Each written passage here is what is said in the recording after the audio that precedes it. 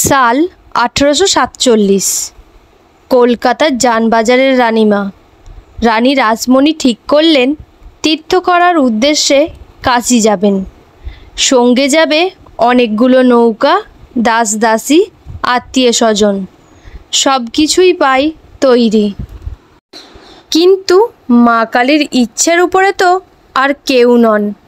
যাত্রার আগের রাতেই ঘটল এক অলৌকিক ঘটনা।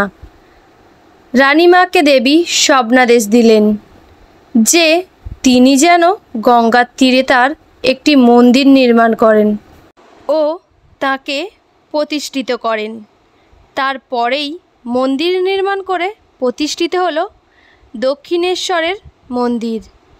এই মন্দিরের অজানা কাহিনী বলবো আজকের ভিডিওয়।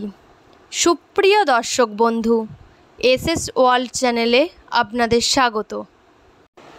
কলকাতা থেকে একটু দূরেই হুগলি নদীর তীরে অবস্থিত দক্ষিণেশ্বর কালী মন্দির পশ্চিমবঙ্গের একটি অন্যতম পীঠস্থান। সারা বছর এই স্থানে বিভিন্ন জায়গা থেকে মানুষের আনাগোনা লেগেই থাকে। কিন্তু কীভাবে এই দক্ষিণেশ্বর কালী মন্দির গড়ে উঠেছে সেই সম্বন্ধে সঠিক তথ্য হয়তো অনেকেরই অজানা। ভিডিওটি পুরোটা দেখুন, দেখলে জানতে পারবেন। কথিত আছে 1847 সালে রানী রাসমণি অন্নপূর্ণা পুজোর জন্য কাশীতে তীর্থযাত্রার আয়োজনকালে দেবী মা কালীর স্বপ্নাদেশ পান। এরপর 1847 সালে গঙ্গার তীরে সমস্ত জমি বিক্রি করে রানীমা মন্দির নির্মাণের কাজ শুরু করেন এবং 1855 সালে হুগলি নদীর তীরে এই দক্ষিণেশ্বর কালীবাড়ি প্রতিষ্ঠিত করেন। যদিও এই কাজে রামকৃষ্ণ পরমহংসদেবের দাদা রামকুমার চট্টোপাধ্যায় রানীকে সাহায্য করেছিলেন, কারণ তিনি ছিলেন এই পুরোহিতের প্রথম এবং প্রধান পুরোহিত।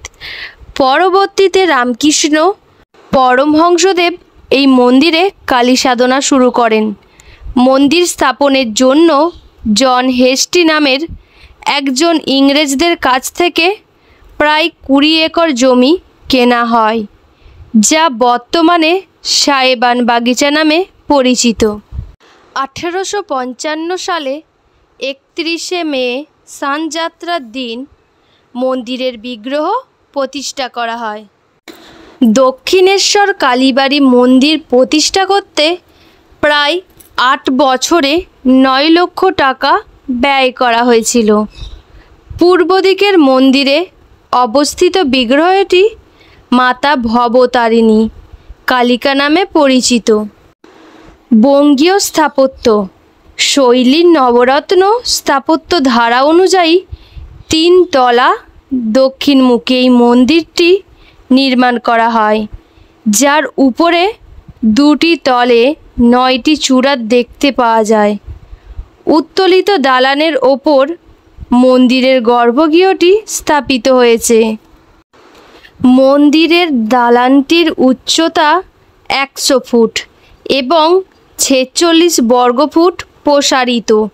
মন্দিরের গর্ভগৃহ রূপোর সহস্রদল পদ্মের উপরে মা ভবতারিণী শিবের বক্ষের উপর অবস্থান করছে। এছাড়াও রানী রাসমণির গৃহদেবতা দক্ষিণেশ্বর মন্দিরেই রয়েছেন। মূল মন্দিরে 8 চালা পূর্বমুখী দ্বাদশ শিব মন্দির রয়েছে। দক্ষিণে রয়েছে নাট মন্দির।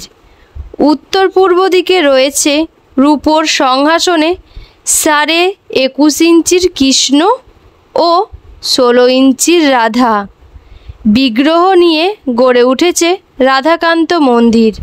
উত্তর পশ্চিম কোণে রয়েছে রামকৃষ্ণ পরমহংসদেবের বামগৃহ। তো এই ছিল আজকের ভিডিওটি ভালো লাগলে লাইক, কমেন্ট ও শেয়ার করতে ভুলবেন না। এই ধরনের আরও ভিডিও দেখার জন্য চ্যানেলটি সাবস্ক্রাইব করে রাখুন এবং পাশে থাকা বেল আইকনটি প্রেস করে রাখুন।